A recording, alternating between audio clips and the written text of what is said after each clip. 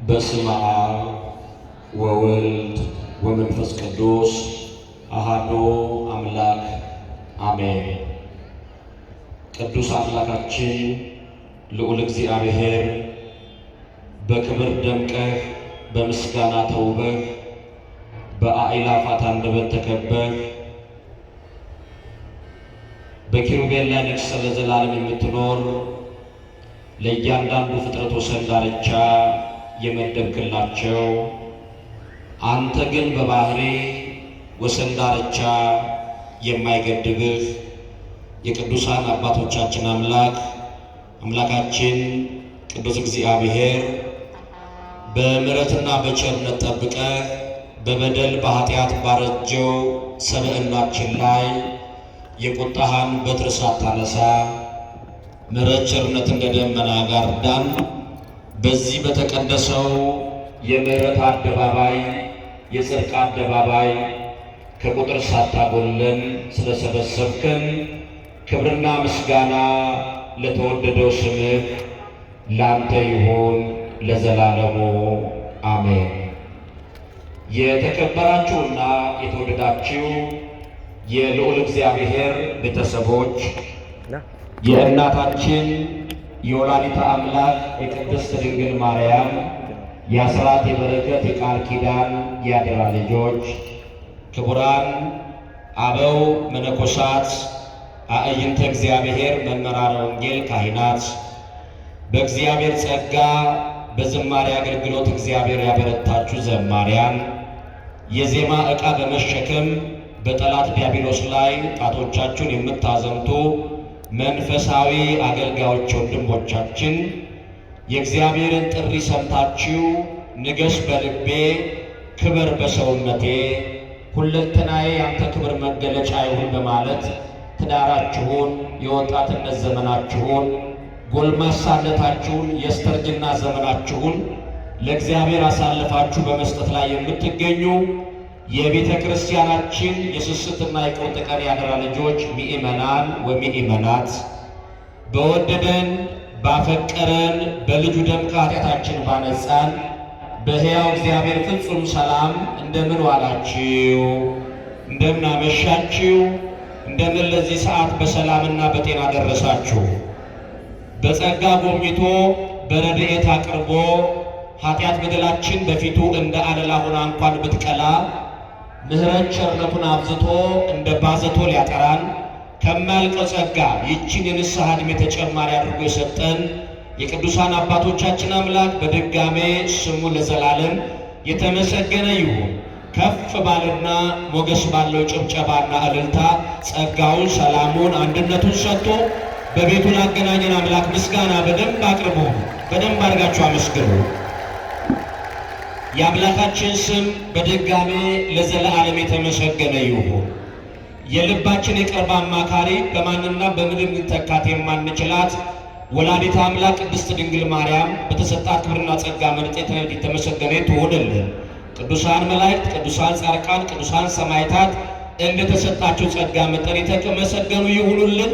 በአጠቃላይ ክብሩን ሁሉ ጠቅልሎ ለሚቀበለው አምላክ በድጋሚ ምስጋና ይገባል። በደንብ አድርጋችሁ እንድታመሰግኑ ጋብዛችኋለሁ። አምላካችን እግዚአብሔር በመካከላችን ተገኝቶ የቃሉን ደጆች ከፍቶ እንዲያስተምረን እኔ ለምናገረው ተናጋሪ አንደበት፣ እናንተ ለምትሰሙት የምትሰሙበትን እዝነ ልቡና አምላካችን እግዚአብሔር እንዲሰጠን እንዲሰጣቸው የመለኮታዊ አባታችን መንግስቱ በጎ ፈቃድ ከሁላችን ጋር ይሁንልን። ጉባኤያችንን በቅዱስ መንፈሱ ይቆጣጠርልን። እንኳን አደረሳችሁ። እንግዲህ ታላቁ በዚህ ቦታ ላይ የታላቁ የቅዱስ ሚካኤል አንጋፋው ካቴድራል ሲታሰብ የዕለተ ረቡዕ ጉባኤ በእያንዳንዱ አገልጋይ የልብ ጽላት ላይ ተከትቦ ያለ ነው። ይሄ አገልግሎት ደግሞ በጀመረበት ፍጥነት ልክ መቀጠል ሲገባው በአንዳንድ እንከኖች ምክንያት ትንሽ ደከም ብሎ ነበር ተብሎ ከመምህራኖች ከአገልጋዮች ተነግረዋል። የእግዚአብሔር ጉባኤ መቼም አገልግሎት የዱላ ቅብብል ነው። ይሄ ዱላ ቅብብል አገልግሎት ደግሞ መንፈሳዊ ነው። መንፈሳዊነቱን ደግሞ የተለኮሰውን እሳት ማቀዝቀዝ ሳይሆን ወይ ሞቃት አልሆንክ ወይ በራድ አልሆንክ ቀዝቅዘሃልና ልተፋ ነው የሚለው የእግዚአብሔር ቃል እንዳያገኘን በሕይወታችን ላይ የተጀመረው የወንጌል ችቦ አገልግሎት ተቀጣጥሎ ወደ ታቀደለት ሐሳብና ወደ ታለመለት ህልም በስኬታማነት ሊጠናቀቅ ስለሚገባው እንኳን ወደ ቀደመ የዕለተ ረቡዕ አገልግሎት በሰላም አደረሳችሁ ነው። እስቲ እግዚአብሔርን አመስግኑ። በእውነት ተናፋቂ ጉባኤ ነው። ይሄ ጉባኤ ልታበረቱ ልታጠነክሩት ይገባል። በዚህ ጉባኤ ላይ እንግዲህ እኔም በተቻለኝ አቅም ባለኝ ጸጋ መጥቼ ለማገልገል የምሰስተው ነገር አይኖረኝም። ዛሬ እግዚአብሔር በሰጠን እግዚአብሔር በወደደልን ልክ መጠን የእግዚአብሔርን ቃል እንማማራለን። ጥበብን ለጠቢባን እውቀትን ለአስተዋዮች የገለጠ አምላካችን እግዚአብሔር ለሁላችንም ማስተዋልና ጥበቡን ይገልጥልን ዘንድ ፈቃዱ ከሁላችን ጋር ይሁንልን። እንደምታስታውሱት ወይንም እንደምታውቁት አሁን እንደ ቤተ ክርስቲያናችን የአምልኮ ስርዓት ወይንም ስርዓተ አምልኮ ታኅሳስ በገባ ከሰባተኛው ቀን ጀምረን በሊቃውንቱ አነጋገር እስከ ታኅሳስ 14 ዘመነ ስብከት ተብሎ ይጠራል። ደገሙልኝ። ዘመነ ምን ይባላል? ዘመነ ስብከት። ከዚያ በፊት ቀደም ያለው ከህዳር 6 ጀምረን እስከ ታኅሳስ 7 ለወራት ያክል ለተከታታይ ሳምንታት ዘመነ አስተምህሮ በሚል ስንማማር መቆየታችን እሙን ነው። አሁን የተቀበልነው ወር ደግሞ እንደምታውቁት ለተከታታይ 7 ቀናት ዘመነ አስተምህሮ ብላ ቤተ ክርስቲያናችን ምንጩን ሰማያዊ መሰረቷን ደግሞ መጽሐፍ ቅዱሳዊ አድርጋ ለልጆቿ ድምጿን ከፍ አድርጋ የምትናገርበት ወቅት ነው። ይሄ ዘመነ አስተምህሮ ነቢያት አባቶቻችን በትንቢታቸው፣ ካህናት አባቶቻችን በቆጠሩት ሱባኤያቸው ከጽንሰት እስከ ርደተ መቃብር፣ ከርደተ መቃብር እስከ ዕርገት፣ ከዕርገት በኋላ ደግሞ በአባቱ እሪናና ክብር እስከ መቀመጥ፣ ከዚህ በኋላ ደግሞ በክበበ ትስብእት በግርማ መለኮት በነጠሩ የእሳት ድንጋዮች ላይ ሕጉን ለጠበቁ ለጻድቃን ሊፈርድላቸው፣ በኃጢአተኞች ላይ ሕጉን ለጣሱ ሕጉን ላቀጨጩ በእነሱ ላይ ደግሞ ሊፈርድባቸው ክርስቶስ አምላካችን በደብረ ዘይት ተራራ ለፍርድ እንደሚገለጥ ነቢያት አምልተው አስፍተው በትንቢት መነጽርነት የራቀው የሥጋዊ ምስጢር ቀርቦላቸው የረቀቀው ነገረ መለኮት ተገልጦላቸው የእግዚአብሔርን ሐሳብ እግዚአብሔር የገባውን ኪዳን የሚፈጽም አምላክ ያለውን እንደሚያደርግ የተናገረውን ደግሞ ከመፈጸም የሚከለክለው እንደሌለ የተናገሩትን ትንቢት የሰበኩትን ስብከት የምናስታውስበት ወቅት ነው። ከዚህ መሰረታዊ ሐሳብ ባለመራቅ የእግዚአብሔርን ቃል መሰረት አድርገን እንደ ወቅቱ ቤተ ክርስቲያናችን አስተምሮ እንደሚወርድ እንደሚወለድ የተነገረለትን ጌታ መሰረት አድርገን በእግዚአብሔር ሐሳብ ውስጥ ጸጋ ውስጥ በዚህ ውስጥ ጥቂት እንቆያለን። አምላካችን እግዚአብሔር የቃሉን ደጆች ለሁላችን ይከፍትልን ዘንድ ፈቃዱ ከሁላችን ጋር ይሁን። የትምህርታችን ርዕስ ዮሐንስ ለጌታ ጌታ ለዮሐንስ የሚል ነው። ድምፃችሁን ከፍ አድርጉ። ዮሐንስ ለጌታ በሉ። ጌታ ለዮሐንስ። የዚህ ትምህርታችን ዋና መሰረታዊ ዓላማ ምስክርነት በእግዚአብሔር መንግሥት በኩል ተቀባይነት እንዳለው በሰው ፊት የመሰከረ በሰማያት ባለው በእግዚአብሔር መንግሥት እንደሚመሰከርለት ለማስረዳትና በሰማያዊ ዓለም ብቻ ሳይሆን በምድር ቆይታችን እግዚአብሔር ስላደረገው ነገር፣ ስለሰራው ስራ፣ ስለሚሰራው ስራ መመስከር የክርስትናችን አንዱ ተልእኮ እንደሆነ አውቀን በሰውም በእግዚአብሔር ፊት ተመስክሮልን የጽድቁ ተካፋዮች እንድንሆን ጸጋውን እንዲያለብሰን አቅም የሚሰጠንን የእግዚአብሔር ሐሳብ ጥቂት የመጎንጨት ያክል እንድንረዳ እንድንጎነጭ ከማሰብ አንጻር ነው። ዮሐንስ ለጌታ ጌታ ለዮሐንስ የሚል ነው። እንደምታውቁት መጥምቀ መለኮት ቅዱስ ዮሐንስ በረከትና ጸጋው ከሁላችን ጋር ትሆንና በምድረ በዳ ላይ የንስሐን ትምህርት እያስተማረ የተመላለሰ ታላቅ የወንጌል ገበሬ ነው። ምድረ በዳ ሁላችንም እንደምናውቀው ለዓይን የሚታይና ለጆሮ የሚሰማ የሌለበት ጭው ያለ በረሃ ነው። ልምላሜ የማይታይበት የሰው ልጆችን ለመኖር የማያስናፍቅ ልንርቀውና ልንሸሸው የሚገባ የበረሃው አሩር የቀኑ እሳት የቀኑ የፀሐይ ሐረር እጅግ የሚበረታበትና ለመኖር የማያስመኝ ስፍራ እንደሆነ ይታወቃል።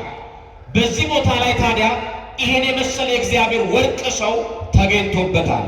መጥምቀ መለኮት ቅዱስ ዮሐንስ የበረሃ አንበሳ ልክ አንበሳ በበረሃ ላይ እያገሳ ድምፁን እንደሚያስቸማ በዚህ ስፍራ ላይ እነሆ የወንጌል ነጋሪ ቃል ከፍ አድርጎ እየተናገረ ስለ ክርስቶስ ወደዚህ ዓለም መምጣት በስፋት እየገለጠ ይመጣል ይገለጣል እያለ በመስበክ የሚታወቅ ሰው ነው። መጥምቀ መለኮት ቅዱስ ዮሐንስ በዚህ በምድረ በዳ ላይ ሲኖር ለጥያቄያችን ሁሉ መልስ የሚሰጥ ስብራታችንን የሚጠግን ነፃነታችንን የሚያጎናጽፈንን የንስሐ ድምፅ ከፍ አድርጎ የሰበከ ያስተማረን የእግዚአብሔር ሐዋርያ ነው። ክብር ምስጋና ለአምላካችን ለእግዚአብሔር ይሁን። በምድረ በዳ ላይ እግዚአብሔር ራሱን የቻለ ድምፅ አለው። ሰማያት ስሙ ምድርም አድምጪ፣ ልጆች ወለድኩ አሳደግኩኝ፣ ነገር ግን ልጆቼ አልሰማ አሉኝ ብሎ በነቢዩ ኢሳይያስ ላይ የተናገረ ጌታ በዚህ በምድረ በዳ ላይ አድማጭ እንኳን ባይኖር ሰማያት ስሙ እያለ በዚያ በሰማያዊው ዓለም እነሆ የመላእክትን ህብረት አድርገው የሚኖሩ ቅዱሳን እንዲሰሙት መላእክት እንዲያዳምጡት ምድርም አድምጭ አለ። በእነሆ በምድር እምብርት ውስጥ የተደበቁ ቅዱሳን የእግዚአብሔርን ቃል ለመስማት የሚናፍቁ ጻድቃን፣ ሌሎች የሚሰሙ ሰዎች ፈቃደኞቹን ለመስማት ፈቃደኛ ሳይሆኑ ጆሮቻቸውን በጥጥ ቢደፍኑም እንኳን እናንተ በገበረ ምድር ውስጥ በምድር እምብርት ውስጥ የተደበቃችሁ ቅዱሳን ስሙ እያለ የእግዚአብሔርን ድምፅ ሲያሰማ የመጣ እንደነበረና እግዚአብሔር በምድረ በዳ ላይ ራሱን የቻለ ድምፁን የሚያስተጋባ አካል ተላኪ እንዳለው በዚህ ሰው ሕይወት የምንረዳው ሀቅ ነው። ውድ የእግዚአብሔር ቤተሰቦች ዮሐንስ መጥምቁ በምድረ በዳ ላይ የንስሐ ስብከት እየሰበከ እንደመጣ ይህ ዮሐንስ ከጌታ ከኢየሱስ ክርስቶስ ጋር ተመሳሳይ ትምህርትና ሕይወት ተከታታይ አገልግሎት እንደነበረው ቅዱሳት መጻሕፍትን መሰረት አድርገው ያስተማሩ ሊቃውንት አባቶቻችን በስፋት ይናገሩለታል። እንግዲህ የቅዱስ ዮሐንስ ሕይወትና የጌታችን የኢየሱስ ክርስቶስ ሕይወት በጣም ተቀራራቢ ነው። የቅዱስ ዮሐንስ መጥምቁ አገልግሎትና የኢየሱስ ክርስቶስ አገልግሎት ተመጋጋቢ አገልግሎት ነበረ። ታላቁ የቤተ ክርስቲያናችን ሊቅ የግዕዝ በግዕዝ ተርጓሚው አይሻዳድ የተባለው ሊቅ ሲናገር ዮሐንስና ጌታችን መድኃኒታችን ኢየሱስ ክርስቶስ በለበሰው ሥጋ በፍጹም ሰውነቱ መለኮት እነሆ ተዋህዶት ያ ረቂቁ አካል በገዘፈ ሥጋ ውስጥ ረቂቅ ነኝ ብሎ ሥጋን ሳይውጠው ሥጋ ደግሞ መለኮት ረቂቅ ነው ብሎ ሳይጠቀልለው በተዋህዶ በመጠባበቅ እነሆ አምላክ ሰው ሆኖ ሰው ደግሞ አምላክ ሆኖ በተገለጠበት ምስጢራዊ ሂደት ውስጥ የክርስቶስን በሥጋዌ ወራት በነበረው አገልግሎት ላይ የዮሐንስ አገልግሎት የዮሐንስ ሕይወት የጌታችን የመድኃኒታችን አገልግሎትና የኢየሱስ ክርስቶስ ሕይወት በጣም ተመጋጋቢና ተዛማጅ እንደነበረው ይህ ታላቅ የግዕዝ በግዕዝ ተርጓሚ ሊቅ አስተምሯል፣ ተናግሮበታል። በዚህ ትምህርቱም ላይ የእምነቱን አቋም አሳይቷል። በተለይ በሦስት ነገሮች የክርስቶስ የአምላካችንና የመጥምቀ መለኮት የቅዱስ ዮሐንስ እነሆ ሕይወት አገልግሎት የሚመሳሰልበት መገለጫዎች እንዳሉት ይህ ታላቅ ሊቅ አይሻዳድ በሦስት ነገር ይመሳሰላሉ ብሏል። የመጀመሪያው የሁለቱም ልደት ይላል በብስራተ መልአክ የተገለጠ ነው ይላል። ድገሙልኝ። በምን የተገለጠ ነው? የእግዚአብሔር መልአክ መጥቶ ብስራታዊ ቃሉን ያሰማበት ነው። ልደታቸው አንድ የሚያደርጋቸው ከዚህ የተነሳ ነው። የሚገርመው የሁለቱንም ልደት ደግሞ ያበሰረው ማን ነው? ሊቀ መላኩ ቅዱስ ገብርኤል ነው። በዚህ ለዘካርያስ ለኤልሳቤጥ የዮሐንስ መወለድ ካበሰረ እንደተናገረ ሁሉ ለድንግል ማርያምም ደግሞ የኢየሱስ ክርስቶስን ብስራታዊ ቃል ይዞ በመናገሩ ሁለቱም ልደታቸው በመልአከ እግዚአብሔር ያውም በማን በቅዱስ ገብርኤል አንደበት የተነገረ እንደሆነ ማረጋገጫ ነው። ስለዚህ ነው በብስራት በመወለድ ሕይወታቸው ተመሳሳይ አገልግሎት እንደነበራቸው በዚህ እናውቃለን ብሎ ይልቅ ያብራራዋል። እንግዲህ የእግዚአብሔር ልጆች እንዲህ አይነት ብስራት የምናገኘው በብሉይ ኪዳን በአብርሃምና በሳራ ቤት ውስጥ ነው። ለምሳሌ የአብርሃምና የሳራ የክርክር ማብቂያ ምን የሚል ነበረ? ለእግዚአብሔር የሚሳነው ነገር የለም ነው። በሩሲ ለማን የሚሳነው ነገር የለም? የአብርሃምና የሳራ የክርክራቸው መቋጫ እስመ አልቦ ነገር ዘይሳሃሮ ለእግዚአብሔር ነው።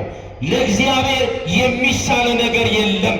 ተመልከቱ፣ የእምነት ሁሉ መጨረሻ ምን የሚል ቃል ነው? ለእግዚአብሔር የሚሳነው ነገር የለም ብሎ እጅን በአፍ ላይ ጭኖ ማመስገን ነው።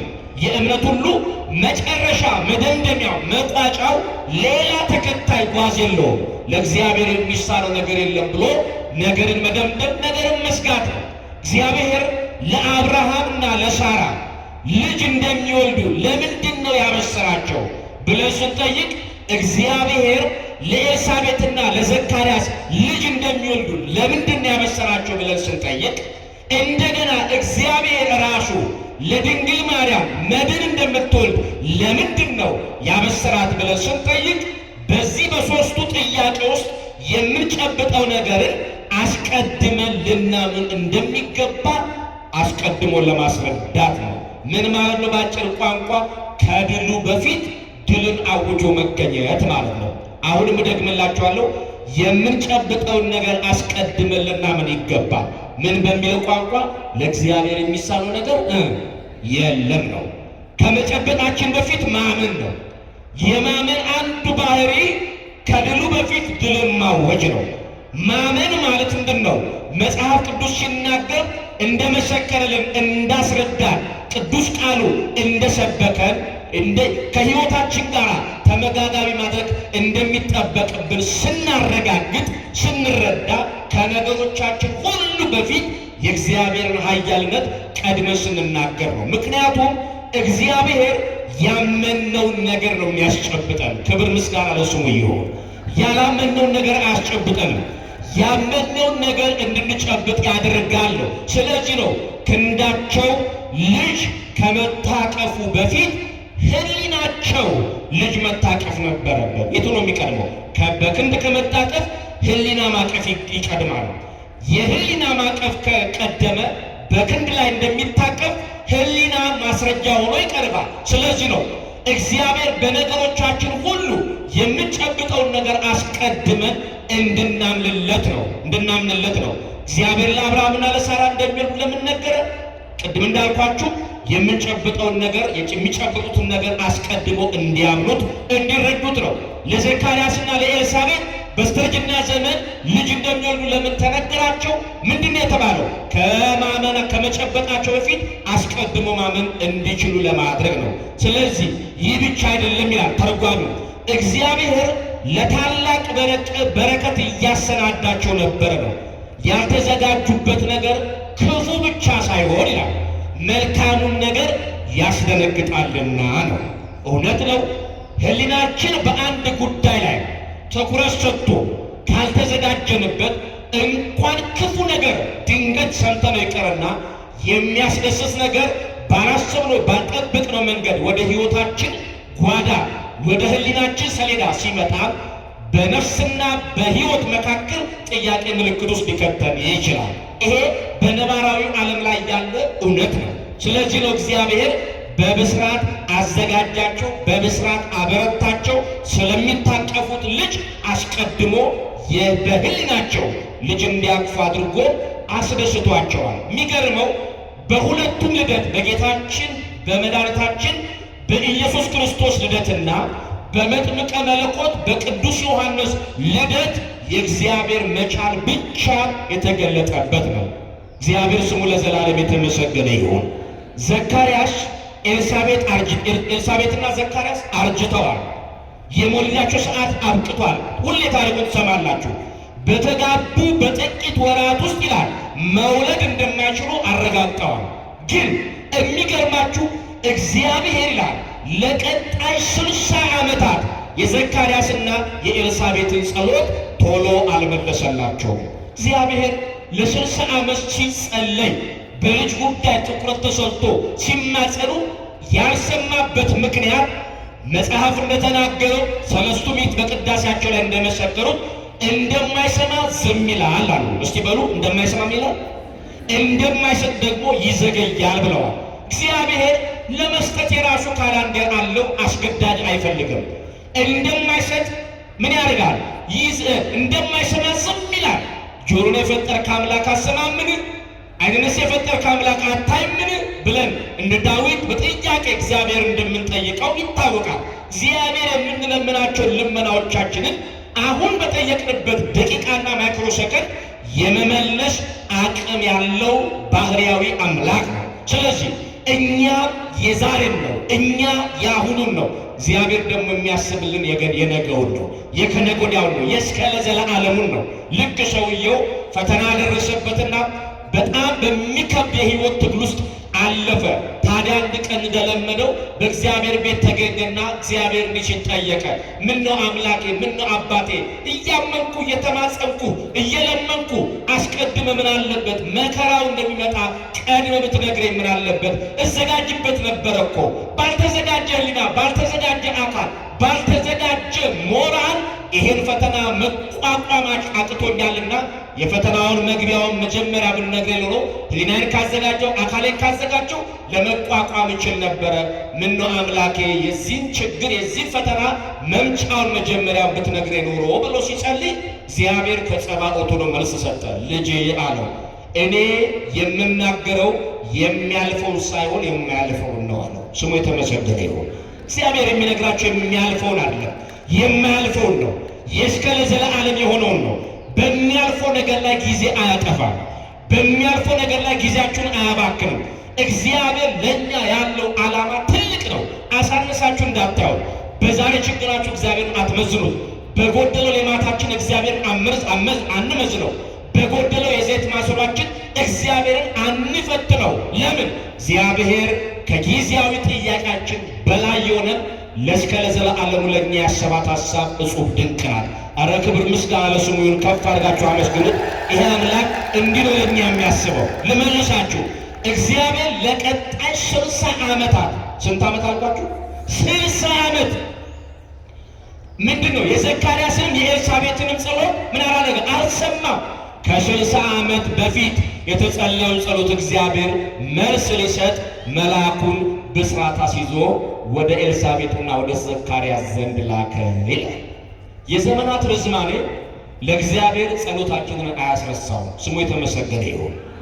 ዘመን ርዘም፣ ዘመን ልንጎድ፣ ዓመታት ይፈራረቁ፣ አዝማናት ይቀያየሩ፣ የዘመናት ርዝማኔ ለእግዚአብሔር ጸሎታችንን አያስረሳውም።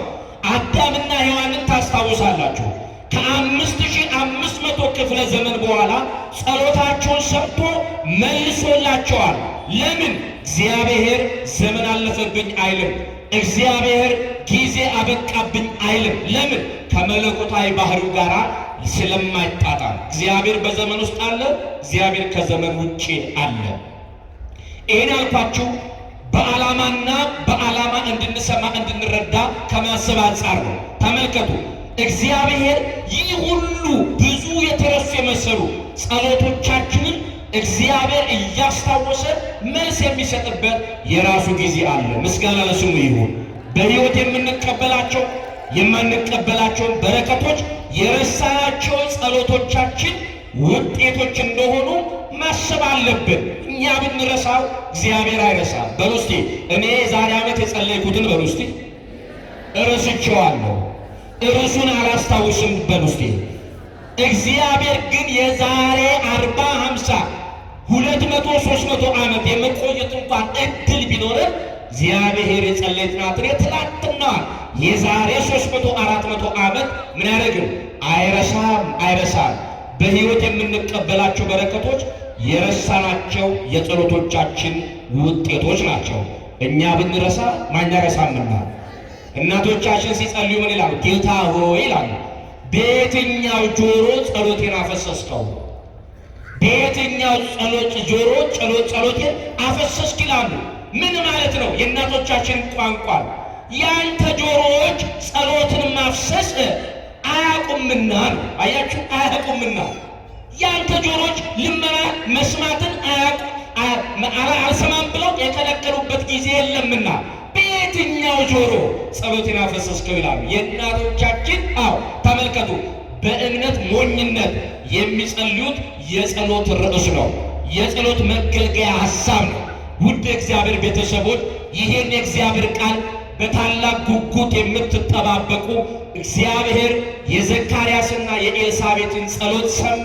እግዚአብሔር ሰዓቱን ጠብቆ በመልአኩ አማካኝነት ከ60 ዓመት በኋላ የተጸለየው ጸሎት እግዚአብሔር ቀኑን ጠብቆ በልጅ ባረካቸው ይላል።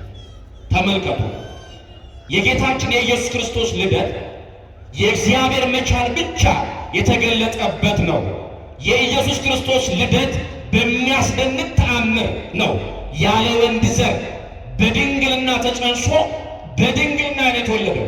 አሁን እዚህ ጋር የውልደታቸው ብስራታዊ መልአክ እንደሆነ የሁለቱን ልደት የሚያመሳስለው ሁለቱም በመልአክ እግዚአብሔር ብስራት ነው። የክርስቶስ ለየት የሚያደርገው በድንግልና ተጸንሶ በድንግልና መወለድ ነው። ቅድመ ጸኒስ ድንግል፣ ድህረ ጸኒስ ድንግል፣ ቅድመ ወሊድ ድንግል፣ ድህረ ወሊድ ድንግል፣ በሐሳብ ድንግል፣ በሥጋ ድንግል ሆና መገኘቷ ልዩ የሚያደርጋት ወላዲተ አምላክ ድንግል ማርያምን በዚህ ነው። አሁን የፈለኩት ሐሳብ የሁለቱንም ልደት ምንድን ያበሰራቸው? የእግዚአብሔር መልአክ ነው። እዚህ ጋር ተረዱልኝ። ከዚህ በፊት ከዚህም በኋላ ከኢየሱስ ክርስቶስ በቀር በድንግልና ተጸንሶ በድንግልና የተወለደ ማንም በዓለም ላይ የለም። እርሱና እርሱ ብቻ ነው። ሳይከፍት የገባ ሳይከፍት የወጣ በሕቱም ድንግልና ተጸንሶ በሕቱም ድንግልና የተወለደ በመልአኩ በቅዱስ ገብርኤል ብስራታዊ መልአክ የተነገረለት ትንቢት ይፈጸም ዘንድ ይህ ተግባራዊ ቃል የተፈጸመው በድንግል ማርያም ከተማነት ነውና ይሄን ድንቅ ምስጢሩን ለገለጠ አምላክ የማይደገሙ መለኮታዊ ምስጢሩን ላሳየ አባት ክብር ምስጋና ይገባል። በደንብ አድርጋችሁ አመስግኑ። እግዚአብሔር ከፍ አድርጋችሁ አወድሱ። ስለዚህ የሁለቱም ልደት ይላል ተአምራዊ ነው። ተመልከቱ፣ ምናዊ ነው በሉ እንጂ ተአምራዊ ነው በሉ። ምን አይነት ነው?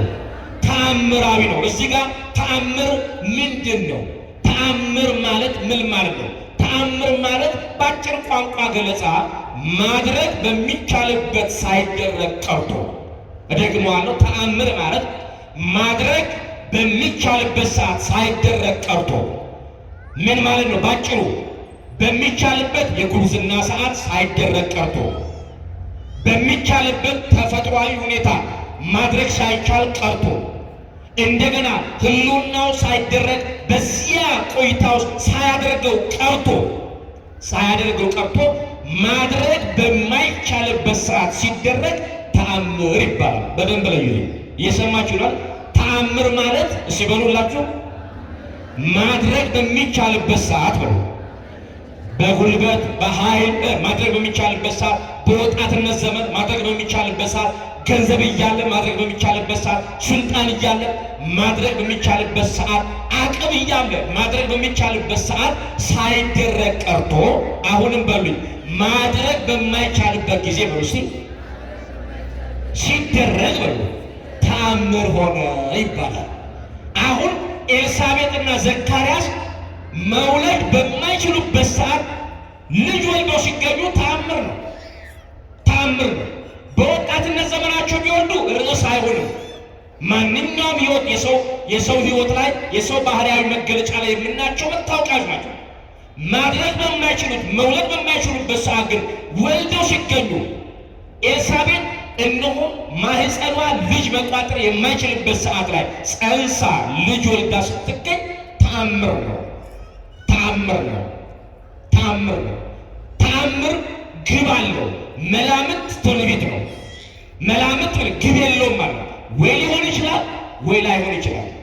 የኢትዮጵያ ሜትሮሎጂ የአየር ንብረት መቆጣጠሪያ ጣቢያ ዛሬ አዲስ አበባ ላይ ዝናብ ሊዘንብ ይችላል መላምት ነው።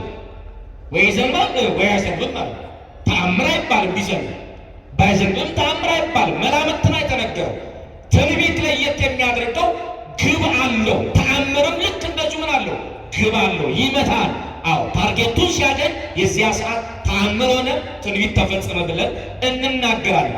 ተመልከቱ እዚህ ጋር። ስለዚህ የሁለቱም ልደት ተአምራዊ በመሆኑ ተመሳሳይ መታወቂያ አላቸው ማለት ነው። ሌላው የኢየሱስ ክርስቶስም ሆነ የዮሐንስ ከዚህ ዓለም ጋር ጉዳይ አልነበራቸውም። በሉ እስቲ ዮሐንስና በሉ እስቲ ጌታችን መድኃኒታችን ኢየሱስ ክርስቶስ በሉ እስቲ ከዚህ ዓለም ጋር በሉ እስቲ ምን አልነበራቸው? ጉዳይ አልነበራቸው። ጊዜ አላጠፉም ከዚህ ዓለም ጋር። ስትመለከቱ ዮሐንስ የኖረው ቤት ነው በበረሃ። ኢየሱስ ክርስቶስ ደግሞ የት ነበር የሚያድረው? እንደ መናኝ ቀን ቀን ከተማ ይታያል፣ ማታ ማታ ደብረ ዘይት ተራራ ላይ ሄዱ ያድራል። የሁለቱም ሕይወት የምናኔ ሕይወት ነበር ማለት ነው። የሚያመሳስላቸው ለዚህ ዓለም ሐሳብና ለዚህ ዓለም ጉዳይ ልባቸውን፣ መንፈሳቸውን፣ ሐሳባቸውን አልሰጡም። ተመልከቱ እውነትን ከእልፍኝ ወደ አደባባይ አውጥተውታል ተሸሽጎ እንዳይገኝ። ሁለቱም ለአንድ ቀን እንኳን ለራሳቸው አልኖሩም።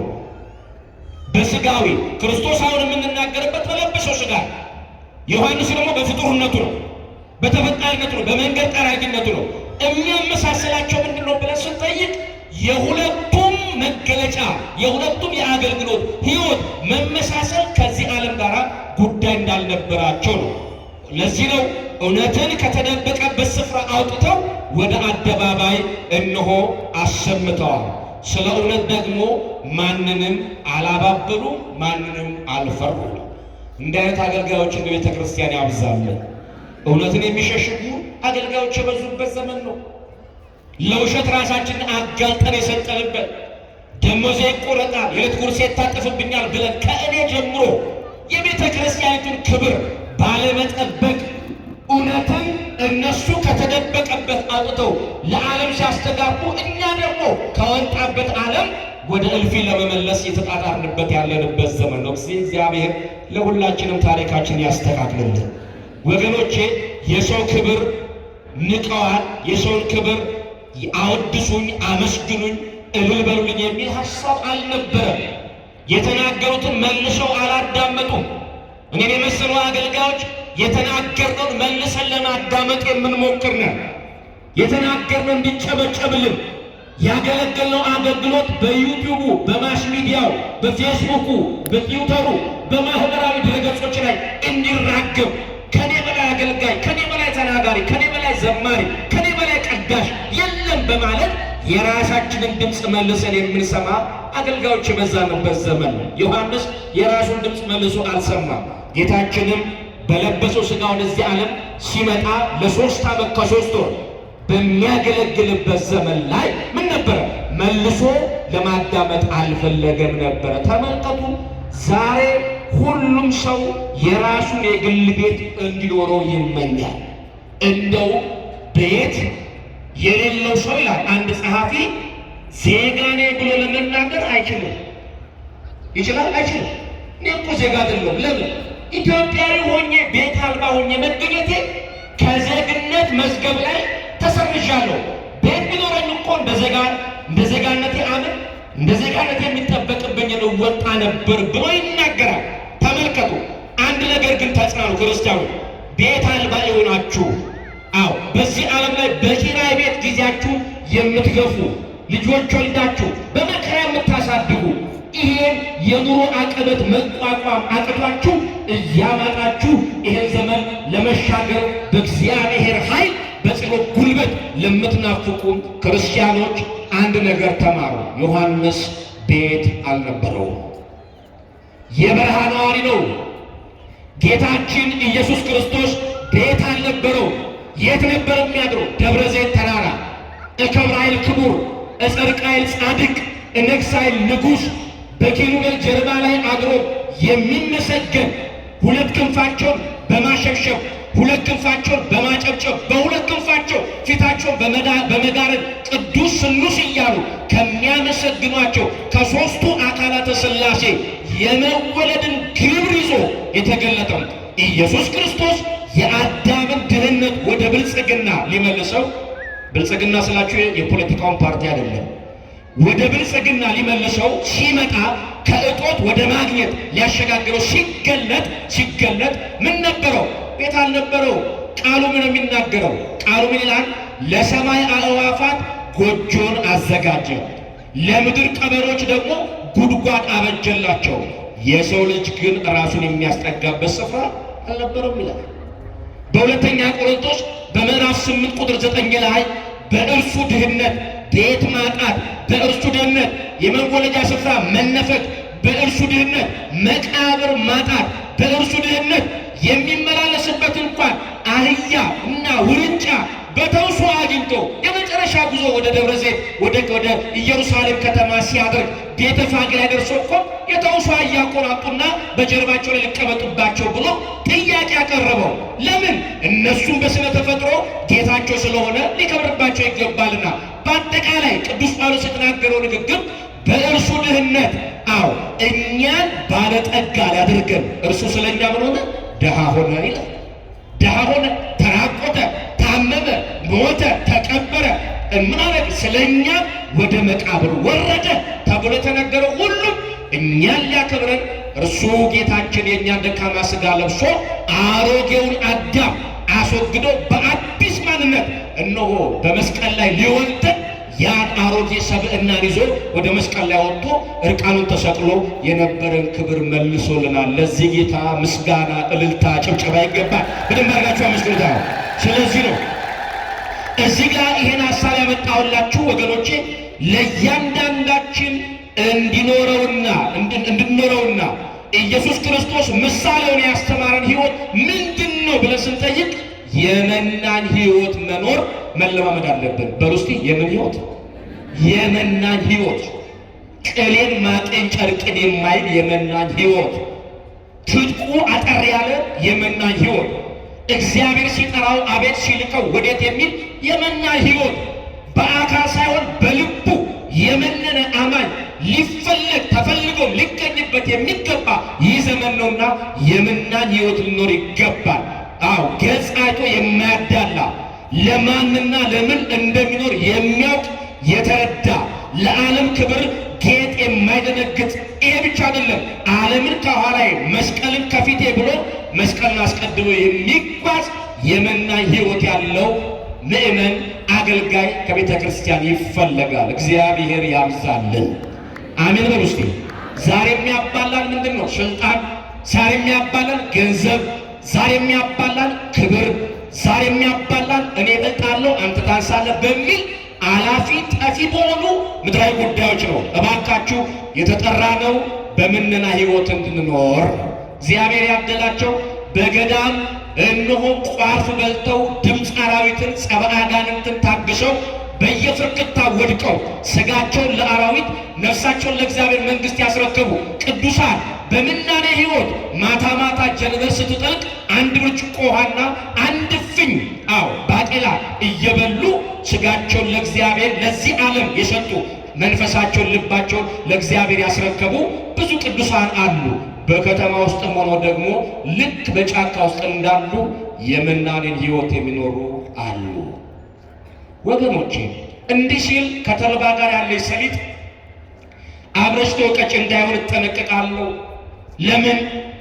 ኢትዮጵያ ብዙ የታቀደባት ሀገር ናት። በውጭም በውስጥም ብዙ ያንዣበበ የንጹሐን ሰዎች ደም የሚፍለቀለቅባት ሀገር እንድትሆን ብዙዎች ይመኛሉ። ይቺ ሀገር የደም መሬት እንዳትሆን ቀን ቀን ሲታዩ የበሰበሰ ሙዝ የሚበሉ በቆሻሻ ገንዳ ላይ ማታ ማታ እንጦጦ ጋራና ሌሎቹም አዲስ አበባ አቅራቢያ ላይ ባሉ ጫካ ያላቸው መገለጫዎች ቦታ ላይ እየተሰወሩ የቀን ቀን እብድ የምንላቸው እግዚአብሔር የኔ እብዶች እያለ የሚጠራቸው ራቁታቸውን ከወገብ በላይ የሚሄዱ እኛ ስናቸው እብድ ብለን የምንጠራቸው እግዚአብሔር ሲያቸው የኔ እብዶች ብሎ ስለኔ የመነናችሁ፣ ስለኔ ተሰደባችሁ፣ ስለኔ ተናቃችሁ ብሎ የሚያከብራቸው እነሱ እየሄዱ በእንደነዚህ አይነት ቦታዎች ላይ አዲስ አበባን አራቱንም ማዕዘናት በጸሎት አጥር ባይጠብቋት ኖሮ የታቀደብን ብዙ ነበር። እግዚአብሔር እነዚህን ቅዱሳን ስለሰጠን ስሙ የተመሰገነ ይሁን። ቅዱስ ጳውሎስ አለ በዙሪያችን አለ አዎ እንደሚከበን ደመና ቅዱሳንን ለምስክርነት ከበውን ይገኛሉ። ለምን? ቃሉን ይሰማሉ፣ ቃሉን ይፈጽማሉ። የተገባላቸውን ቃል ኪዳን በምድር ላይ በረከት እንዲያፈስ ያደርጋሉ። የነዚህ ስውራን በቀን ይታያሉ፣ ማታ የማይታዩ በቀን ይታያሉ፣ እብድ ናቸው፣ ማታ ሲታዩ ግን ጸሎተኞች ናቸው። ይሄ ነው የነዚህን አባቶች ፈለግ ተከትለው ደግሞ በጥሩ ልብስ ውስጥ ደግሞ ሰንሰለት የለበሱ በየቢሮ የምናውቃቸው ብዙ አማኞች አሉ። ብዙ አለባበሳቸው ዘመናዊ ይመስላል፣ አኗኗራቸው ዘመናዊ ይመስላል። የሚመገቡት ምግብ ግን እንደ አባቶቻቸው እንደ ገዳማዊው ማታ ማታ እፍኝ ሽምብራ እየበሉ የሚያድሩ አንድ ብርጭቆ ውሃ ለቁመተ ሥጋ እየጠጡ የሚኖሩ ማታ ማታ ላይ እስከ አንገታቸው ድረስ በርሜል ውስጥ ገብተው ለሀገር ጸልዩ የሚያድሩ ቀን ቀን ጥሩ ተሽከርካሪ ወንበር ላይ የሚቀመጡ ድብቅ የእግዚአብሔር ሰራዊት የከተማ መናኞችም አሉ። የእነዚህን በረከት እግዚአብሔር ያብዛልን። አሜን በሉ እስቲ። የተጠራ ነው በመናኔ ሕይወት እንድንኖር እግዚአብሔር ለዚህ ዓላማ የክርስቶስ ሕይወት የሚያስተምረን የመጥምቁ ዮሐንስ ሕይወትም የሚያስተምረን የሁለቱንም ሕይወት ስትመለከቱ አስገራሚ ነው። ስለዚህ ያንዳንዳችን ክርስቲያን ልንኖረው የታቀደልን ሕይወት የመናኝ ሕይወት ኑሮ መሆን አለበት። እግዚአብሔር ካሰበልን ኑሮ ወርደን እንዳንገኝ የቅዱሳን አምላክ በቸርነቱ ይጠብቀን። እንግዲህ ዮሐንስ ኢየሱስ ክርስቶስን በሥጋ ስንት ወር ይቀድመዋል? 6 ወር በሉ። ስንት ወር ይቀድመዋል? የ6 ወር የዕድሜ ጋፕ ልዩነት አላቸው። ዮሐንስ የነቢያት መጨረሻ ነው። ደግሞ የምን መጨረሻ ነው? የሐዋርያት ደግሞ ምንድነው? መጀመሪያ ነው። በአጭር ቋንቋ ገለጻ እግዚአብሔር አምላክ ይላል ብሉይ ኪዳንን ሲመሰርት የወሰኑ ዳርቻ አድርጎ ያስቀመጠው ማለት ነው መጥምቁ ዮሐንስን ነው ይላል አይሻረድ የተባለው ሊቅ። ብሉይ ኪዳንን ሲመሰርት የብሉይ ኪዳን መቋጫ መዝጊያ አድርጎ ያስቀመጠው የወሰኑ የድንበሩ መዝጊያ አድርጎ ከነቢያት ቁጥር እንዲቆጠር አድርጎ ያስቀመጠው ማለት ነው ዮሐንስም ነው። አዎ ዮሐንስ የብሉይ ኪዳን ማክተሚያ የሐዲስ ኪዳን መጀመሪያ ሆኖ የተቀመጠ የድንበር ምልክት ነው። ወይንም የድንበር ምልክት ድንጋይ ነው፣ ቅዱስ ድንጋይ። አንድ ድንጋይ ሲቀመጥ ከዚህ በኋላ የዚህ ሀገር ከዚህ በኋላ የዚህ ሀገር ይባላል።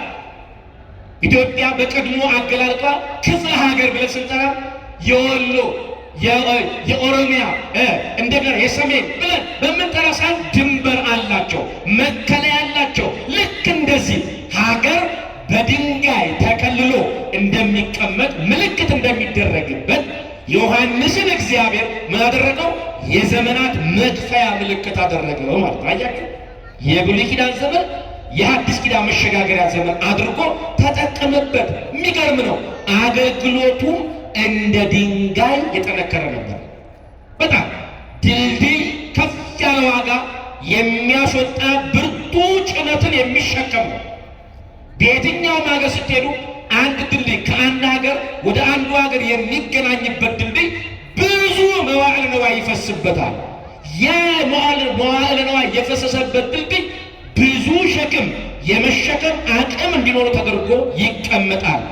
አዎ ዱርና ዳር ድንበሩ የቆመው የጸናው ሁሉ በዚህ በድልድዩ ይገናኛል። ዮሐንስ ድልድይ ሆኖ እግዚአብሔር ብሉይ ኪዳንን ያሰናበተበት ሐዲስ ኪዳን የመሰረተበት መሸጋገሪያ ድልድይ አድርጎ ያስቀመጠው ሰው ነው። ሲከፍ አድርጋችሁ አመስግኑት። በእውነት ቤተ ክርስቲያን እንደነዚህ ያላሉት ስትመሰክር አታፍረን። ስለዚህ ያ ድልድይ ሲያገናኛቸው የተራራቁ ሁለት አካላት ይገናኛሉ። የተራራቁ ሁለት ሀገራት ተመጋጋቢ ስራ ይሰራሉ።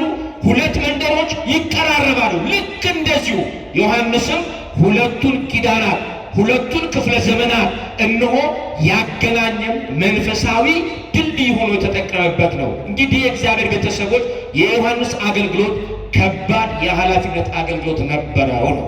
ርዕሳችን ምንድነው?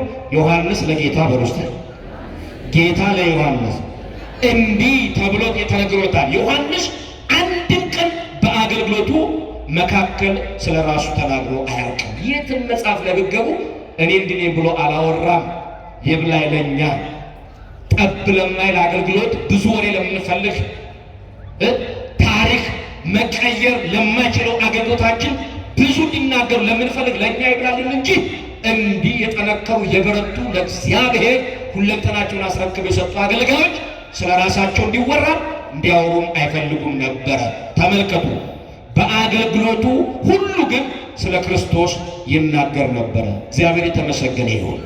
አገልጋይ ተገልጋይ ሁል ጊዜ መቅደም ያለበት እግዚአብሔር የሰራላችሁ ስራ አስቀድማችሁ መስከር ነው።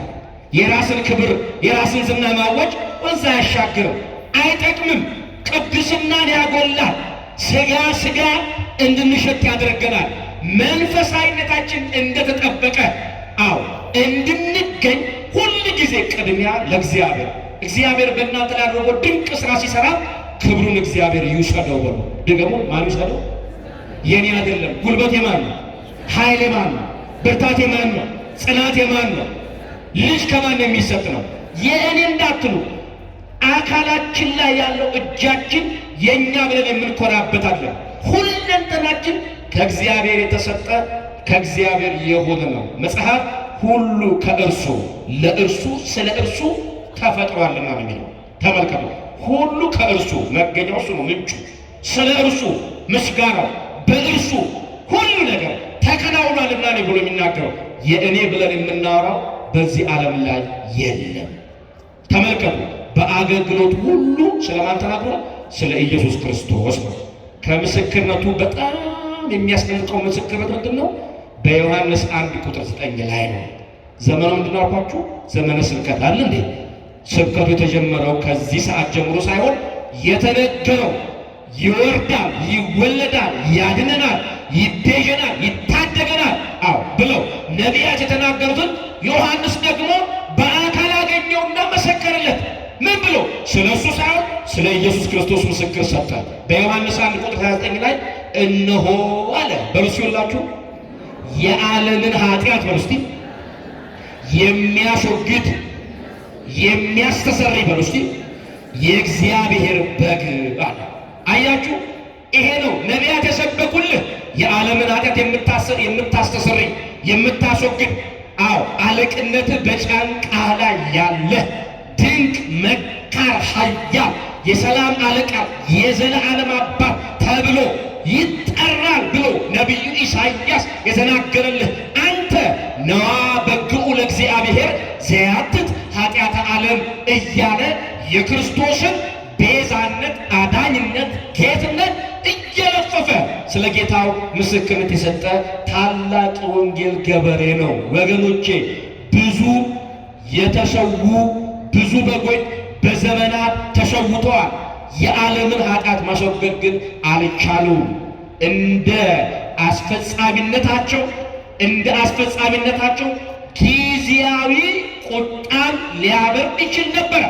ረሃብን፣ ጦርነትን፣ ድርቅን፣ እጦትን ሊያበርድ ይችል ነበረ። መስዋዕቱ ግን የአዳምን የነፍስ ጥያቄ መመለስ አልቻለም። የዓለምን ኃጢአት ማስወገድ አልቻለው። እንደውም ምን አደረገው? አዳፈነው። ብዙ መስዋዕቶች ቀረቡ፣ ምንም አልጠቀሙም። የጊደር የዋኖስ የጠቦቶች ቀረቡ፣ መስዋዕት ሆኑ፣ ተሰዉ።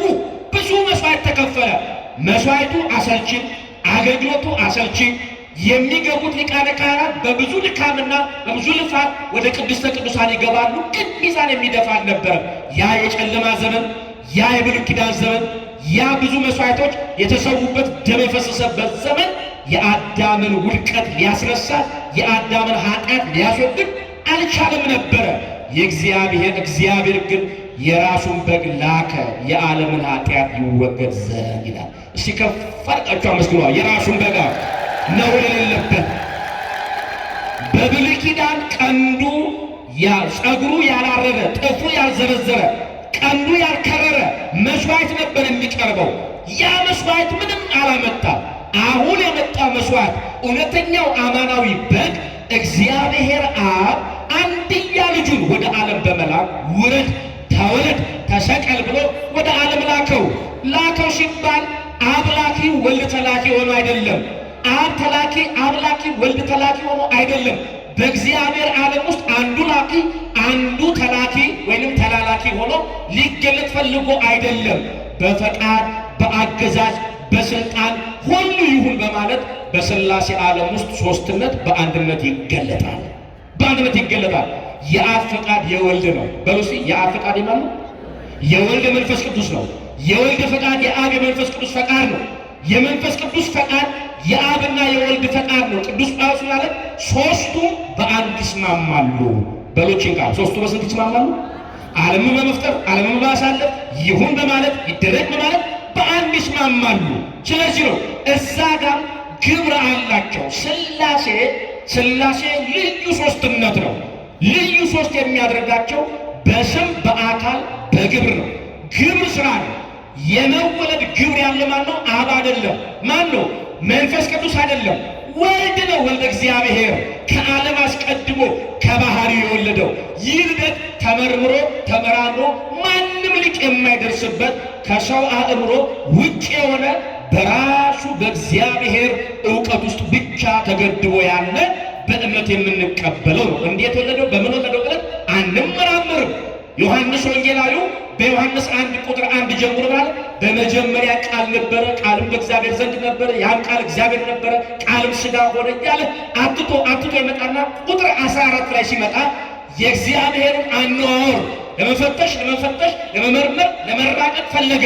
ቁጥር 14 ላይ ሲደርስ እግዚአብሔር ገደበው። ለምን? ያንተ አእምሮ የኔን አነዋወር መርምሮ መጨረስ አይችልም ብሎ ሲዘጋበት መለስ አለና አንድ ሰው ነበረ ብሎ ወደ ምድር ተመለሰ። አያችሁ፣ የእግዚአብሔርን ባህሪ መርምሮ ያጠናቀቀ የጨረሰ ማንም የለም። እግዚአብሔር ባህሪው እያመሰገነው ይኖራል። አዎ አመስጋኝ ሳይሆን መላእክት ሳይፈጠሩ ባህሪውን እያመሰገነው ይኖራል። እዚህ ጋር ስንመጣ ግን እንድንረዳው እንድንገነዘብ የተፈለገ ነገር ምንድን ነው? ይህ ታላቅ የወንጌል ገበሬ መጥምቁ ዮሐንስ የዓለምን ኃጢአት የሚያስተሰርይ የእግዚአብሔር በግ እንሆ ያለው በመወለድ ግብሩ ውልደትን ሊፈጽም የተገለጠ ከላይ ሳይጎድል በሉሲ ከማን ሳይጎድል ከታች ሳይጨመርበት በተዋህዶ ከብሮ የሚገለጠው ቀዳማዊ ከአብ የተወለደበትን ልደቱን በዳህራዊ በሁለተኛው ልደት ሊያረጋግጥ ፈቃዱ ስለሆነ እግዚአብሔር ይሄንን የባህሪ ልጁን ወደ ዓለም ንጹሕን በግ አደፍ ጉድፍ የሌለበት በደል ኃጢአት የማይስማማው ንጹሕን በግ ወደ ዓለም ላከ ብሎ ይሄንን ትልቅ ስብከት ለመጀመሪያ በበረሃ እያሰማ የመጣ የወንጌል ገበሬ ነው። ማን? መጥምቁ ዮሐንስ። በረከቱ ከሁላችን ጋር ትሁን። ልክ ለጌታው እንዲህ ብሎ መሰከረ፣ እንዲህ ብሎ አወጀ፣ እንዲህ ብሎ ተናገረ። እናስ መጽሐፍ ምን አለ? በማቴዎስ 10:32 ላይ በሰው ፊት ለሚመሰክርልኝ በሉሲ በማን ፊት ለሚመሰክርልኝ ሁሉ እኔ ደግሞ አለ በሰማያት ባለው በአባቴ ፊት ምን አደርግለታለሁ? እመሰክርለታለሁ። የምስክርነት ቃል ነው። ምስክርነት በልብ ይሞላል፣ በአፍ ይተርፋል። በልብ ካልሞላ በአፍ ሊተርፍ አይችልም። ሰው በልቡ ሳይሞላ በአፉ እመሰክራለሁ ብሎ ቢናገር ባልበላው አካል ላይ እንደ ማከክ ይቆጠራል። ሊቃውንቱ ሲናገሩ ያልበላን አካል እንደ ማከክ ነው። የሚበላን አካል ከዚያ ከህመም ስሜት ለመዳን እናካዋለን። ስለበላን በበላን ቦታ በቆነጠጠን ቦታ ላይ እጃችንን እንዘረጋለን። ሳያምኑ ልብ ሳይሞላ መመስከር ባልበላ አካል ላይ እንደ ማከክ ያስቆጥራል።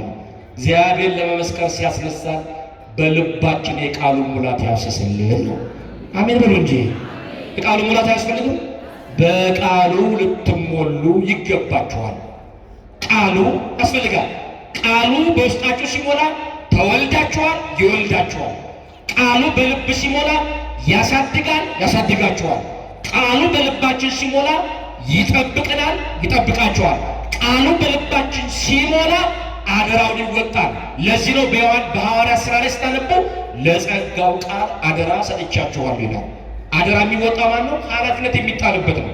የጸጋው ቃል፣ የወንጌል ቃል፣ የክርስቶስ ቃል በተነገረለት ልክ መጠን አደራውን የሚወጣ ቃል ነው። ለዚህ ጸጋ ቃል ተሸናፊ በመሆን በልባችን ሞልቶ በአፋችን መመስከር ደግሞ እግዚአብሔር ያብቃል። ዮሐንስ ምን አለ? የዓለምን ኃጢአት ሲውላችሁ ነው የሚያስወግድ የእግዚአብሔር በግ እነሆ አለ። በመካከላችሁ ቆሟል እነሆ አለ። ሕዝብ ሁሉ እንዲያው ነው። ግፈኛው፣ በዘመኑ የነበሩ ጉቦ ተቀባይ፣ ድሃ አስለቃዮች ሁሉ ሚዛናዊ ፍርድ ያለው መንሹ በእጅ ላይ ያለ እንክርዳዱ ከገለባ የሚለይ ባለስልጣኑ በመካከላችሁ አለ። ተመልከታለ። እሱ የመጣው የዓለምን ኃጢአት ለማስወገድ የተገለጠ ነው ብሎ ስለ ጌታው ሰበከ፣ መሰከረ፣ ተናገረ፣ አስተዋወቀ። ድምፁን ከፍ አድርጎ እንደሚያገሳ አንበሳ ስለ ክርስቶስ መሰከረ። ታዲያ ክርስቶስ ዮሐንስ ለሱ እንዲህ እንደመሰከረለት ዝም አላለም። ጌታችንም ደግሞ መጣና ምን አለ? እንደተመሰከረለት ሊመሰክርለት ተነሳ። ስትመሰክሩ ይመሰከርላችኋል። የእግዚአብሔር ውለታ ስትረሱና ስትደብቁ እግዚአብሔር ሊዘረጋ የነበረውን የበረከት እጆቹን ያጥፍባችኋል። እግዚአብሔር እጁን አይጠፍብን። አሜን በሉ። የበረከት እጁን ያጉድልባችሁ። እግዚአብሔር እጆቹ እንዲዘረጋ ውለታውን እንዳትረሱ፣ ያደረገላችሁን ነገር እንዳዘነጉ፣ ባጣችሁ ሰዓት ከቤተ እግዚአብሔር የማጠፉ፣ ስታገኙ ደግሞ ደብዛችሁ ከዚህ የሚጠፋ እንዳትሆኑ፣ ዘረቆርጥሞች እንዳሉ፣ ውለታ በሎች እንዳሉ እግዚአብሔርን ባመሰገን ነው በጎደለን ነገር ላይ ቆመን ከአጋንንት ጋር አላማርህም ቢጎድል ይሞላዋል የኔ ሕይወት ብላችሁ ስታመሰግኑ ቀን ሰፍሮ ዕለት ቆጥሮ በራሱ ካላንደር ይመጣና ለእናንተ በበረከት አትረፍርፏችሁ፣ ጥያቄያችሁን መልሶ ቋጠሯችሁን ፈቶ የደስታ ዝናር አስታጥቆ ወደ መጣችሁበት ቤት በደስታ ይመልሳችኋል። ይሄ በቃሉ ታመናለ። ስትመሰክሩ ስንመሰክር እግዚአብሔር ስላደረገላችሁ ነገር ከመመስከር ከመናገር ወደኋላ እንዳትሉ። ቃል ገብታችሁ ልጅ ስጠኝ ብላችሁ፣ ስራ ስጠኝ ብላችሁ፣ ትዳሬን ባርክልኝ ብላችሁ፣ የወጣትነት ዘመኔ ይለወጥልኝ ብላችሁ ያለቀሳችሁ፣ ያነባችሁ፣ የተጨነቃችሁ ሁሉ ነገር ሲስተካከልላችሁ መድረኩ ላይ አውደ ምሕረቱ ላይ መጥታችሁ አንደበታችሁን ለምስጋና መክፈት ሲገባ ጸጥ የምትሉ ከሆነ እናንተ ብስጩ እግዚአብሔር ላይ ሰማችሁ ይችላል። በምሳሌ 13 ቁጥር 20 ላይ እንዲህ ይላል። የወንድሙን የችግርተኛውን ጩኸት እንዳያደምጥና ለችግርተኛው መልስ ለመስጠት የችግረኛውን ጩኸት ላለማዳመጥ ይላል። ጆሮውን በጥጥ የሚደፍን ሰው እርሱ ራሱ ይጮኻል፣ የሚሰማውም የለም ማለት። ብድር በምድር ይላሉ ሽማግሌዎች ሲናገረዋል። ብድር በምድር ባመሰገንኩ ቁጥር በረከት ታተርፋለህ፣ ባጉረመረምኩ ቁጥር በረከት ታጣለህ። እግዚአብሔር የሰራልን ስራ እንዳትደብቅ፣ ስለ ክብሩ ከመመስከር፣ ስለ ጌትነቱ ከማወጅ፣ በአንተ ላይ እግዚአብሔር ያደረገውን ማዳን ከመመስከር ወደ ኋላ እንዳትል። በመሰከርኩ ቁጥር ይመሰከርልሃል። ዮሐንስ መሰከር። የዓለምን ኃጢአት የሚያስወግድ የማን ቤት? እግዚአብሔር ቤት አለ። ጌታችን መጣና ደግሞ ምን አለ? በማቴዎስ ወንጌል 11:11 ላይ እንዲህ አለ። እሺ ከኔ ጋር በሉ። እውነት እላችኋለሁ ከሴቶች ከተወለዱት መካከል ከመጥምቁ ዮሐንስ የሚበልጥ እርሱ አልተነሳም፣ አይነሳም። በቃ ከመጥምቁ ዮሐንስ የሚበልጥ ምን አይደል? አይነሳም፣ አልተነሳም አለና በመንግስተ ሰማያት ግን አለ በብቻ ቃል በማን አልኩት? በመንግስተ ሰማያት ከሁሉ የሚያንሰው በውስጥ ይበልጠዋል እንጂ። አያችሁ፣ ሴቶች ከወለዱት መካከል በዚህ ዓለም ላይ በስርዓተ ውልደት በሰብአዊ ዓለም መስተጋብር ውስጥ ብዙ ሰዎች ተዋልደዋል። ከ7.5 ቢሊዮን አሁን ባለው መረጃ ወደዚያ ደርሷል የዓለም የሕዝብ ቁጥር። ከሴቶች ብዙዎች ተወልደዋል። ቅዱሳን ደግሞ ተብለው የተመረጡ ጥቂቶች አሉ። ግን አለ ጌታችን ሲናገር ከዮሐንስ የሚበልጥ በዚህ ዓለም ላይ የለም ማለት ምስክር ነው። አያችሁ፣ ለጌታም ብሎ መስክሯል። የዓለም ኃጢአት የሚያስወግድ የማን በግ? ትልቅ ምስክርነት በሰማይና ምድር የተገናኙበት ቃል ነው።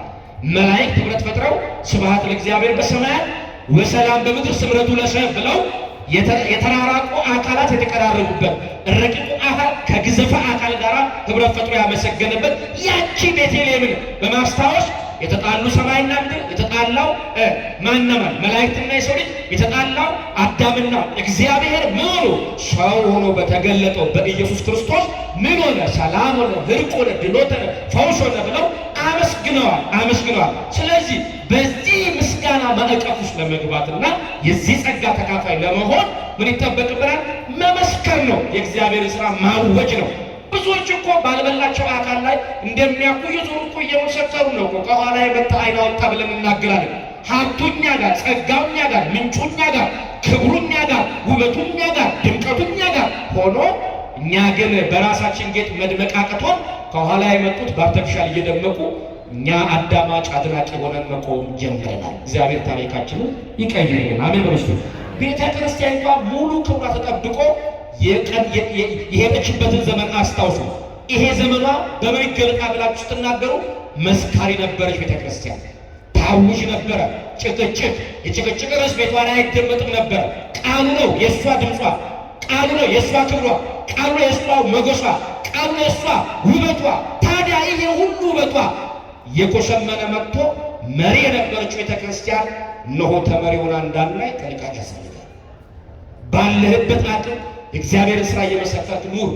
ያደረገልን ማዳን በነጫጭ ሲኒ በአንድ ጥቁር ጀበና አጠገብ ክብ ሰርተን የፍቅር ማዕድ አጋቢዎቻችን እርስ በርስ ስንቆራረስ በዚያ ምግብ ከምግብ ጋር የሚነገር ነገር ይገባልና በምንገናኝበት ነገር ሁሉ የእግዚአብሔርን ቃል እየተጨዋወትን እግዚአብሔር ያደረገልን ሥራ እያወራን እስቲ ዕድሜ ጀንበራችን በክብር ተጥለቅ። በውርደት ላይ መጨቃጨቁ፣ መነታረቁ፣ መጓሰሙ፣ መባላቱ፣ መነካከሱ አይጠቅምም። የቤተ ክርስቲያኗን ክብር ዝቅ ያደርገዋል።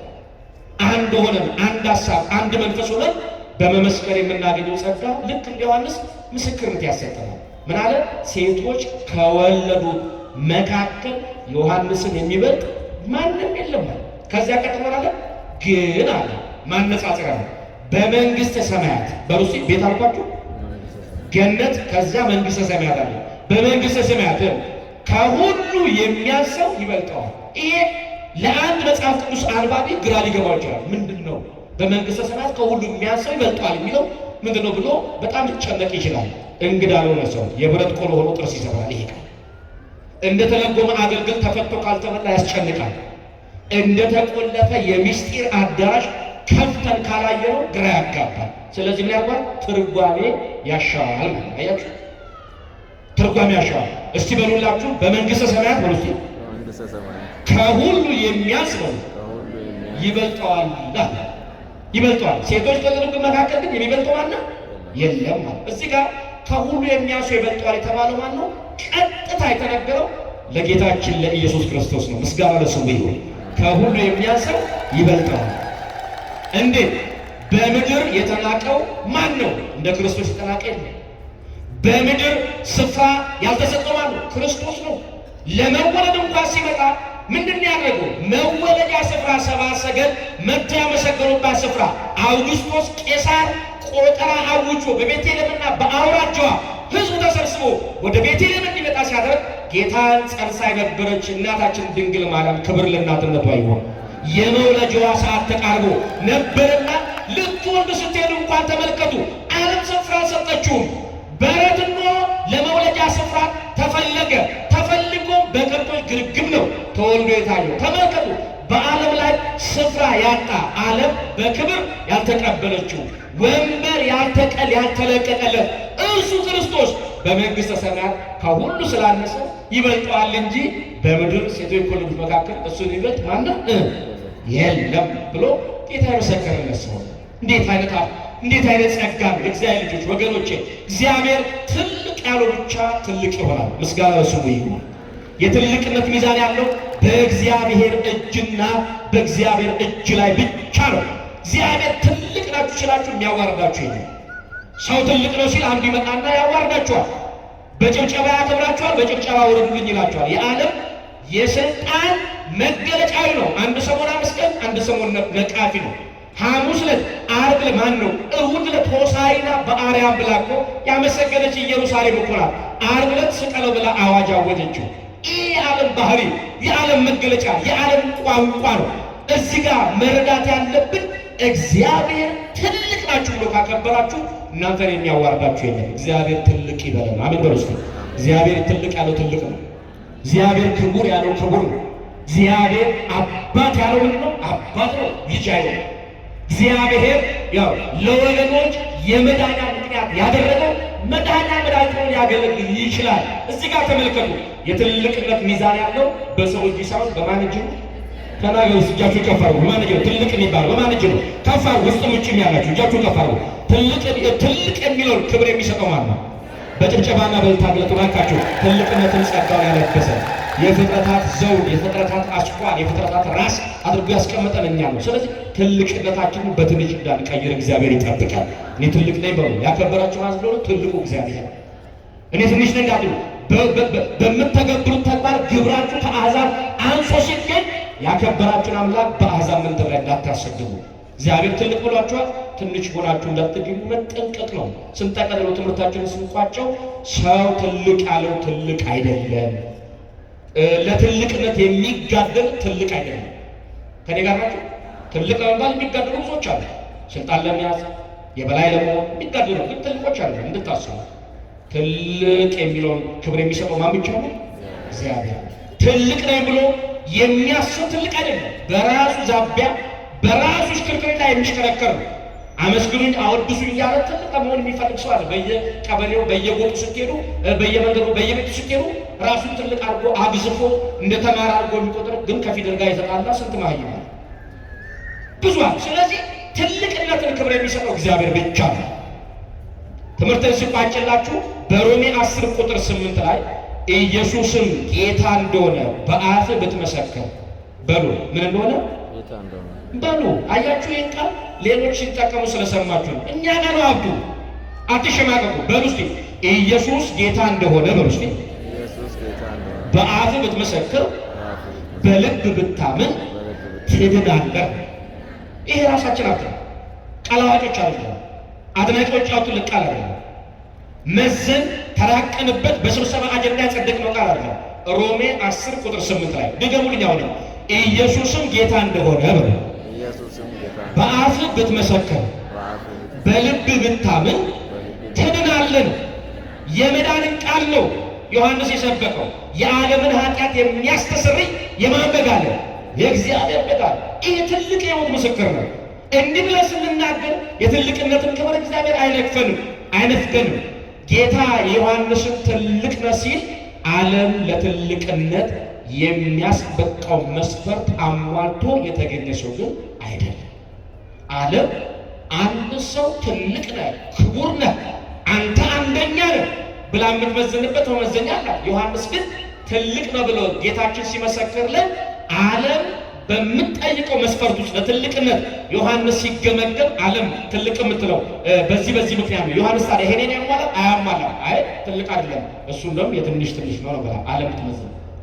ጌታችን ግን የመዘነበት አንድ ቃል ምን ብሎ የሚመሰክር የዓለምን ኃጢአት የሚያስተሰርይ የማን በግ ያለው? የትልቅነት መገለጫ ነው። ትልቅ የምንባል ይህን ክብር ስንገልጥ ዓለም ላይ ስንመጣ መስፈርቶች አሉ። የትልቅነት መገለጫ ጥሩ ቤት ነው።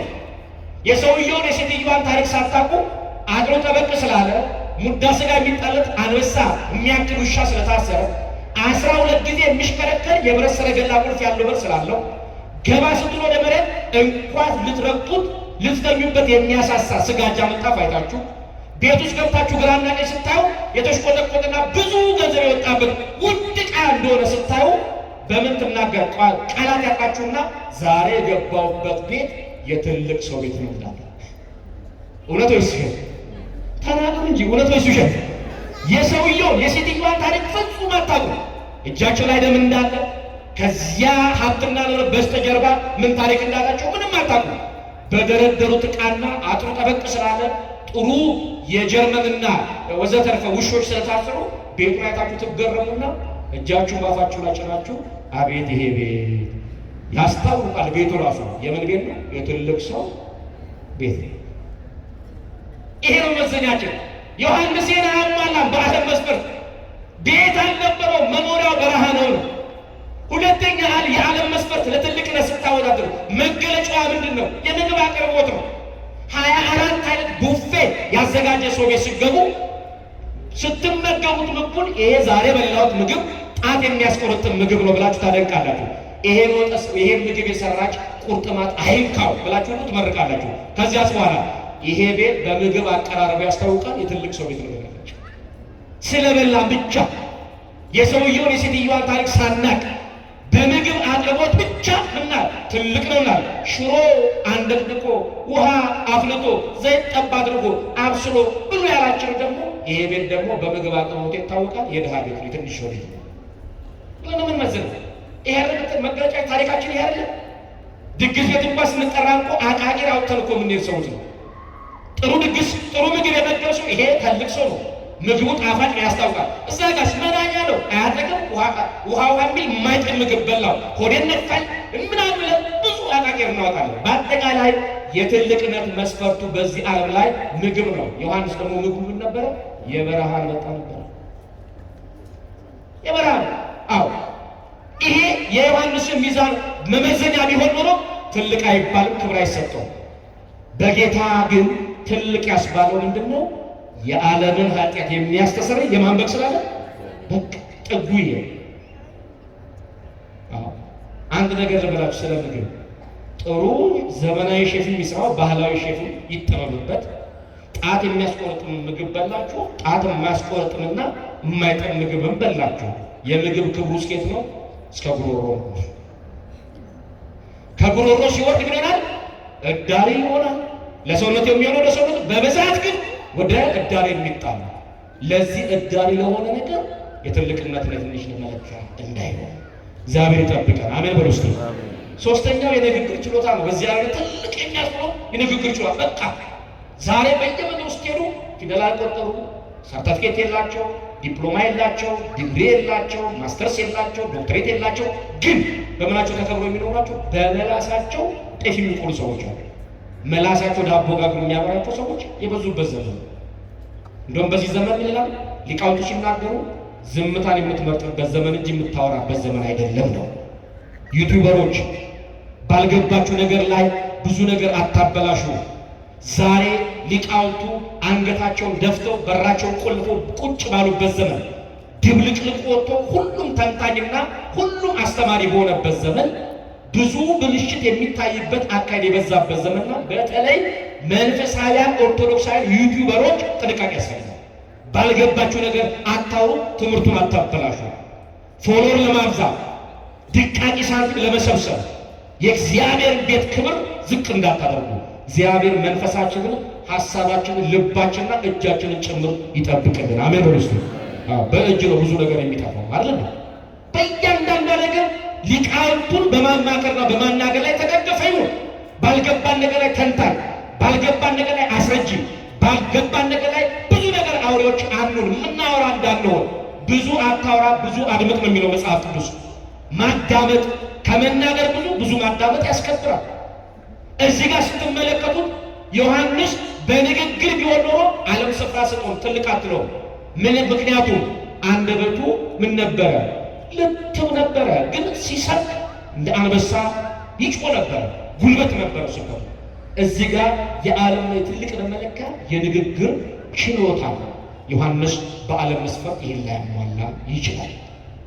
ዓለም ወገኖቼ እንደውም ዛሬ ስትመለከቱ ዛሬ ዓለምን እየመሩ ያሉ ቅኖች ሳይሆኑ አፈኞች ናቸው ብለዋል አንድ ጸሐፊ።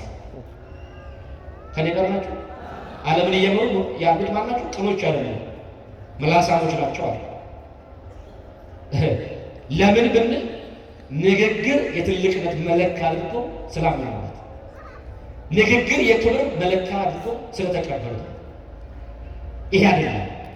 እንደውም ይህ ዓለም ይላል ዲፕሎማ ወደ ተባለ ህጋዊ ውሸት ውስጥ የገባንበት ዘመን ነው ይላል። ዲፕሎማሲ ሲመሰረት ምስረታው ላይ ህጉ ስታዩት እውነትን እውነት በሉ የሚል ነው። በውስጥ እውነትን ምን በሉ፣ ሐሰትን ሐሰት በሉ። ይሄ መተዳደሪያው የዲፕሎማቶች መተዳደሪያ ምንጩ ነው።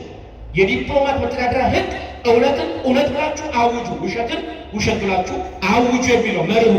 ግን አሁን ላይ ስትመጡ የዲፕሎማው አብዮት ሐሰትን ሐሰት ብሎ የማይፈርድ ሁሉም ትክክል ነው ብሎ አመቻምቾ የሚሄድ አያችሁ። እዚህ ጋር ማንን ላለማሳዘን፣ እዚህ ጋር ውሸተኞችን ላለማሳዘን፣ እዚህ ጋር እውነተኞችን ላለማሳዘን በሁለቱም ማለት ተቀባይነት አግኝቶ ሾልኮን ማምለጥ የሚሞክርበት የውሸት ዓለም ያለ። ስለዚህ እግዚአብሔር ልጆች ዓለም ፍርድ መጥላቷን የምታውቁት ጸባይዋ የሚጋለጥባት የሚታወቅ የዲፕሎማው አውሊዮት በውሸት የተሞላ እንደሆነ እንድትረዱ ነው። እግዚአብሔር ለእውነት ያቆመን። አሜን በርሱ። እውነት አርነት ያወጣችኋል። እውነት አርነት ያወጣል። እውነት ደግሞ ማነው? ክርስቶስ ነው። በዚህ እንድንደገፍ ያስፈልጋል። በስተመጨረሻ ላይ የንግግር መቋጫ የዓለም የትልቅነት መስፈርት ምንድን ነው? አለባበስ ነው። በሉስቲ ምንድን ነው አልኳችሁ? ልብስ ነው። ዛሬ ኢትዮጵያ ላይ እንኳን ስትሄዱ ፕሮቶኮል ጠብቃችሁ የማገቡበት ሆቴል አለ። ሸራተን ብትሄዱ የተቀዳደረ ልብስ ለብሳችሁ ውሃ የሚያስገባ ጫማ አድርጋችሁ ትገቡ ሌባ ናችሁ እንጂ እናንተ አስተናጋጃችሁ አትቀበሉ፣ አይቀበላችሁ፣ ገፍትሮ ያባርሯቸዋል። ልብስ የመመለኪያ ነው። በዓለም ትልቅ የሚባል መለኪያ ነው። ለብሳችሁ አዳፋ፣ ሰውነታችሁ ንግግራችሁ ጎልዳፋ፣ አካላችሁ ላይ ተባይ ካለ በዓለም ዘንድ ክብር የላችሁ። ለምን? ሰውነቱን ረስቶ ሰው ያለው የለም፣ ልብስ ላይ ያለ። ስለዚህ ልብስ ትልቅ የሚባል መታወቂያ ነው። አንድ ነገር ልንገራችሁ፣ ልብስ ነውርን መሸፈኛ እንጂ የትልቅነትና የትንሽነት መለኪያ አይደለም። ገመናን የሚሸፍንበት ነው። ከኃጢአት በኋላ የመጣ የኃጢአት ውጤት ነው። ይሄ ትልቅነትና ትንሽነት ብለን የምንመዝንበት አይደለም። ስለዚህ ልብስ ለብሳችሁ ፕሮቶኮል ጠብቃችሁ የተገኛችሁ ትልቅ አትባሉ። በእግዚአብሔር ዓለም ያበደ ሽቶ፣ በእኛ ቋንቋ ያበደ ሽቶ አካላችን አርገፍገፈን እነሆ በሰው መካከል ብንመለከት በሰው ዘንድ ትልቅ ልንባል እንችላለን። እግዚአብሔር ግን ያንን የሽቶ መዓዛ አይመለከትም። እንደውም እንደ አህያ ፋንድያ ይሸተዋል። ስለዚህ ክብር የሚገኘው ለእግዚአብሔር መንግሥት በመቆምና ስለ ክብሩ በመመስከር ነው። ዮሐንስ በልብስ ከተኬደ ልብሱ ምንድን ነው? ልብሱ ምንድን ነው? ምን የሚለብሰው ልብሱ ምንድን ነበረ? ምን ነበረ? የበረሃ ልብስ ነበር የሚለብሰው። ሌጦ ነበር ለብሶ የሚንቀሳቀሰው። ተመልከቱ፣ እድገቱ በረሃ ቶራ የምትባል እንስሳቱት እያጠባቸው ያሳደገችው ሰው ነው የለበሰው ልብስ ነው።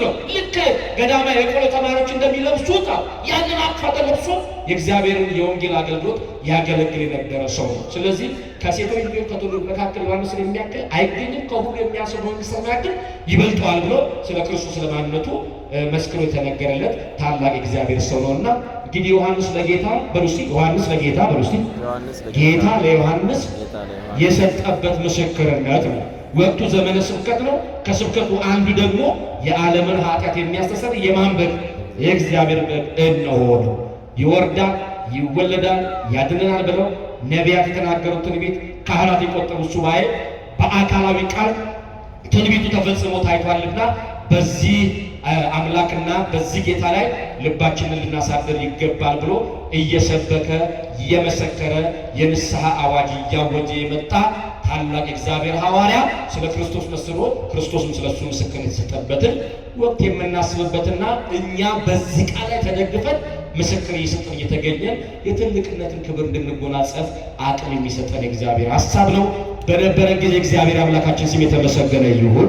ለእግዚአብሔር መስከረን እኛም ምስክርነትን ከእግዚአብሔር ዘንድ አግኝተን በምድርም በሰማይም ትልቅነታችንን አስከብረን ከገባን መውጣት የማይታሰብባትን ካገኘናት ማጣት የማናስብባትን ርስቱን መንግስቱን ለሁላችን ያወርሰን ዘንድ የአምላካችን ፈቃድ ከሁላችን ጋር ይሁንልን። ወስብሐት ለእግዚአብሔር። ከፍ አድርጋችሁ እግዚአብሔር በምስጋና ከፍ አድርጋችሁ በእልልታ እግዚአብሔር አመስግኑ። ከተቀመጣችሁበት ስፍራ ሁላችሁ ብድግ በሉና እንደተለመደው